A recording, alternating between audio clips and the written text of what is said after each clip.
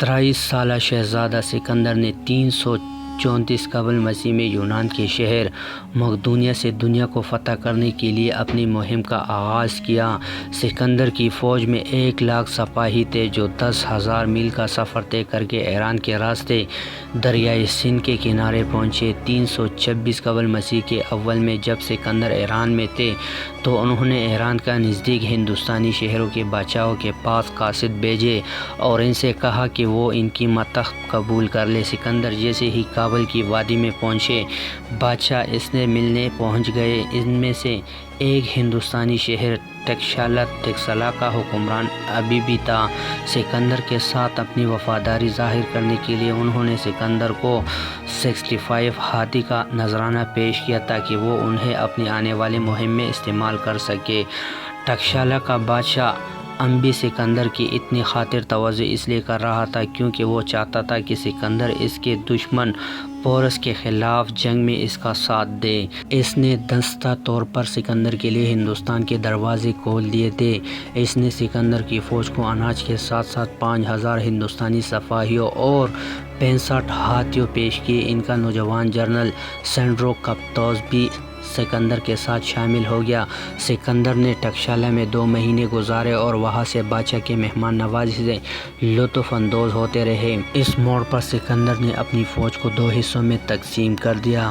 انہوں نے ہیپسٹین کی قیادت میں ایک بڑی فوج درہ خیبر کی اس پار بھیجی تاکہ وہ راستے میں آنے والے قبیلی باغیوں کو کچل دے، اور سب سے اہم بات یہ ہے کہ جلد از جلد دریائے سندھ تک پہنچ کر ایک پل بنائے تاکہ سکندر فوج دریا کو عبور کر سکے۔ اس راستے میں بہت سے ہندوستانی بادشاہ اور انجینئر کی ایک بڑی تعداد سکندر کی فوج کے ساتھ چل رہی تھی۔ سکندر نے ایک گھماؤدار راستہ اختیار کیا اور ہندوکش کے مشرق کا رخ کیا تاکہ وہ اس طرف رہنے والے قبیلوں کو کنٹرول کر سکے۔ ایسے تمام بادشاہ جو سکندر کے راستے میں آئے اور ہتھیار نہیں ڈالے، سکندر نے ان تمام قلعوں پر قبضہ کر لیا۔ ایک جگہ قبائلی باغیوں نے سکندر کی فوج پر گھاٹ لگا کر حملہ کیا اور اس مہم کے دوران ایک تیر سکندر کے بازو پر لگا۔ اس وقت وہ شام کو آرام کرنے کے لیے کیمپ لگا رہے تھے۔ سکندر کی سپاہیوں نے اپنی قریبی پہاڑ پر چڑھ کر اپنی جان بچائی۔ حملہ آوروں کا خیال تھا کہ سکندر فرار ہو گیا، لیکن سپاہی پہاڑی سے نیچے اترے اور اچانک ان پر جوابی حملہ کر دیا۔ باغیوں نے ہتھیار ڈال دیے۔ سکندر نے اس شرط پر ان کی جان بخشی کہ وہ ان کی فوج میں شامل ہو جائے۔ پہلے تو وہ راضی ہو گئے، لیکن جب کچھ سپاہیوں نے وہاں سے بھاگنے کی کوشش کی تو سکندر نے ان کے قتل کا حکم دے دیا۔ سکندر جب بزیدہ شہر پہنچے تو انہوں نے پایا کہ وہاں کے تمام سپاہی اور شہری شہر چھوڑ کر اونوس نامی پہاڑ پر چل گئے ہیں۔ اس پہاڑی کے چاروں طرف گہری کھائی تھی اور اوپر پہنچنے کا ایک ہی راستہ تھا۔ اوپر ایک ہموار میدان تھا جہاں اناج زیادہ مقدار میں اگایا جا سکتا تھا۔ وہاں پانی کا بھی مقتول انتظام تھا۔ سکندر کی مقامی گائیڈ نے انہیں بتایا کہ ہرکولس بھی اس پہاڑی پر چلنے میں کامیاب نہ ہو سکا تھا۔ سکندر نے اسے ایک چیلنج کے طور پر لیا۔ مخالفین کو اونچائی کا فائدہ ملنے کے باوجود سکندر کی سپاہی لڑتے ہوئے پہاڑ کی چوٹی پر پہنچ گئے۔ اس حملے میں سے حیران ہو کر بزیدہ نگر کی سپاہیوں نے اگلے دن ہتھیار ڈالنے کی پیشکش کی۔ انہوں نے رات کو فرار ہونے کی کوشش کی، لیکن سکندر اس کے لیے پہلے سے تیار تھے۔ انہوں نے ان پر حملہ کر دیا۔ گاؤں میں گرنے سے کئی لوگ مر گئے۔ سکندر کی فوج کو دریائے سندھ تک پہنچنے میں 20 دن لگ گئے۔ وہاں ٹیکسلا کے بادشاہ نے دریائے سندھ پر کشتیوں سے پل بنانے میں ان کی مدد کی۔ دریائے سندھ کے کنارے رہنے والے لوگ جانتے تھے کہ دریا کی بہاؤ کے متوازن لکڑی کی کشتیوں کو جوڑ کر دریا پر پل بنایا جا سکتا ہے۔ سکندر کی جاسوسوں نے اطلاع دی کہ پورس کے پاس ایک بڑی فوج ہے جس میں بہت بڑے بڑے ہاتھی شامل ہیں۔ سکندر کا خیال تھا کہ وہ پورس کی فوج کو شکست دے سکتا ہے، لیکن مونسون کی شروع ہونے کی وجہ سے ایسا کرنا آسان نہیں تھا۔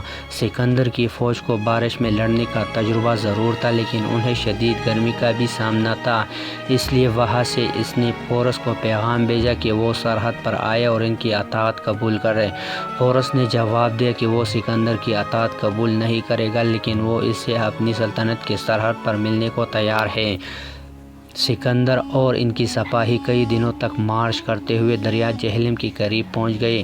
پورس کی فوج جہلم کی دوسری طرف تھی۔ سکندر نے دریا کی شمال کنارے پر ڈیرا ڈالا، واپس ایسی جگہ تلاش میں تھے کہ جہاں سے پورس انہیں دریا پار کرتے ہوئے نہ دیکھ سکے۔ پورس کو دھوکہ دینے کے لیے انہوں نے اپنی فوج کو دریا کے کنارے بہت پیچھے بھیج دیا۔ سکندر نے اپنی سپاہیوں کو ایک جگہ نہیں رکھا، کبھی مغرب کی طرف لے جاتے اور کبھی مشرق کی طرف۔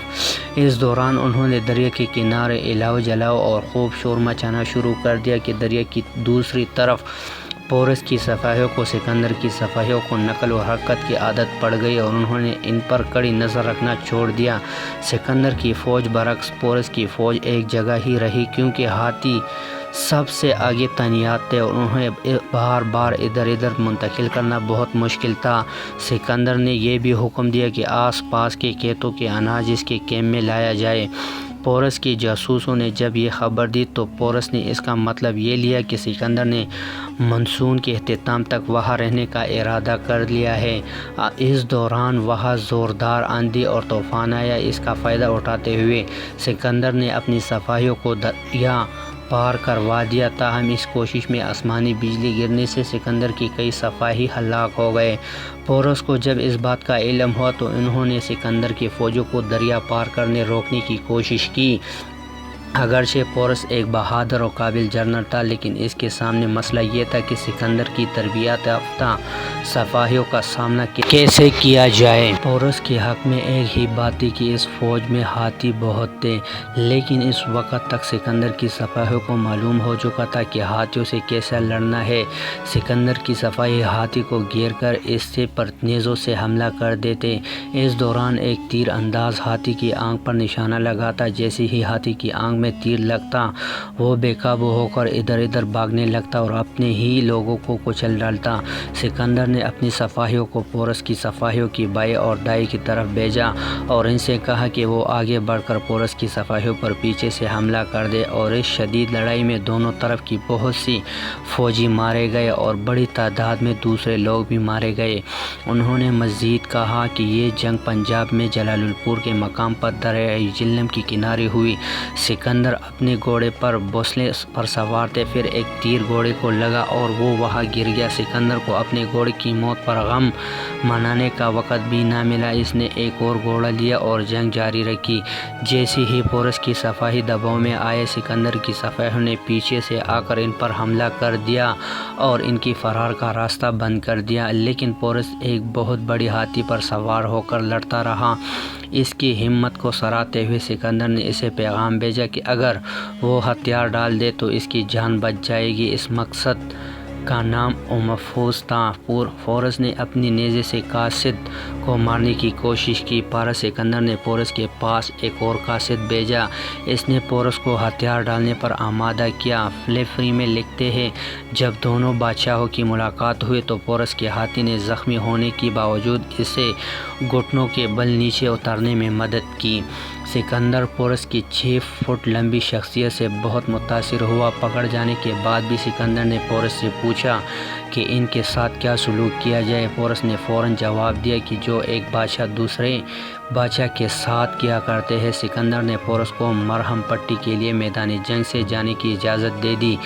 کچھ دنوں بعد انہوں نے نہ صرف پورس سے جیتی ہوئی سرزمین انہیں لوٹا دی، بلکہ آس پاس کے کچھ اضافی زمین بھی انہیں عطا کر دی۔ سکندر کے معین نے اسے پسند نہیں آیا۔ اس دوران سکندر کی فوج نے اپنے مقتول سپاہیوں کے آخری رسومات ادا کیے۔ اپنے مقتول گھوڑے کی یاد میں سکندر نے میدان جنگ کے قریب ایک نئے شہر کی بنیاد رکھی اور اس کا نام اپنے گھوڑے کے نام پر بوسفیلس رکھا۔ سکندر کے سرخ نگار پلوٹارک لکھتے ہیں کہ جب پورس نے لڑنے کی پوزیشن میں تھا تو اس سے سکندر زبردست مقابلہ کیا۔ سکندر نے اس سے آگے گنگا کے ساحل تک جانے چاہتے تھے، لیکن ان کی سپاہی پس و پیش کا شکار تھے۔ ایک بڑی سپاہی نے پوری فوج کی طرف سے بات کرتے ہوئے کہا کہ یہ ہمارے لیے اعزاز کی بات ہے ہے کہ ہم ہر قسم کے خطرات کا سامنا کرتے ہوئے آپ کے ساتھ یہاں تک پہنچے، لیکن اب ہم تک چکے ہیں اور ہماری ہمت جواب دے چکی ہے۔ ہماری بہت سے ساتھی اس دوران میدان جنگ میں ختم ہو گئے، اور جو ابھی تک زندہ ہے اس کے جسموں پر اس مہم کے نشانات ہیں۔ ان کے کپڑے بھی کب کے تار تار ہو گئے ہیں۔ انہیں اب اپنے ارم کے نیچے ایرانی اور ہندوستانی کپڑے پہننے پر پڑ رہے ہیں۔ ہم اپنے والدین کو دیکھنا چاہتے ہیں اور اپنے بچوں کو دوبارہ گلے لگانا چاہتے ہیں۔ ہم چاہتے ہیں کہ ہم سب واپس میس مونڈیا جائیں۔ اس کے بعد آپ ایک بار پھر نئی نسل کے ساتھ ایک اور مہم پر نکل جائیں۔ جہاں تک ہمارا تعلق ہے تو ہم اب اس سے آگے نہیں جا سکتے۔ جیسے ہی بوڑھی سپاہی نے بات ختم کی، تمام سپاہیوں نے تالیاں بجا کر اس کی بات کی تائید کی، لیکن سکندر کو اس بات کو پسند نہیں آئی۔ سکندر غصے سے اٹھا اور اپنے خیمے کی طرف چلا گیا۔ انہوں نے 3 دن تک اپنے کسی قریبی ساتھی سے بات نہیں کی۔ وہ انتظار کرتے رہے کہ ان کی سپاہی ان کے آس پاس آئے اور انہیں منائے اور معافی مانگے، لیکن اس بار کوئی ان کے پاس نہیں پہنچا۔ آخر کار سکندر کو یہ ماننا پڑا کہ ان کے دریائے گنگا تک پہنچنے کا خواب کبھی پورا نہیں ہوگا۔ پھر انہوں نے اپنے تمام سپاہیوں کو جمع کیا اور اعلان کیا کہ وہ اپنے گھر واپس جا رہے ہیں۔ اس نے مشرق کی جانب ایک اداس نظر ڈالی اور اپنی ملک مغدیہ کی طرف واپس چل پڑے۔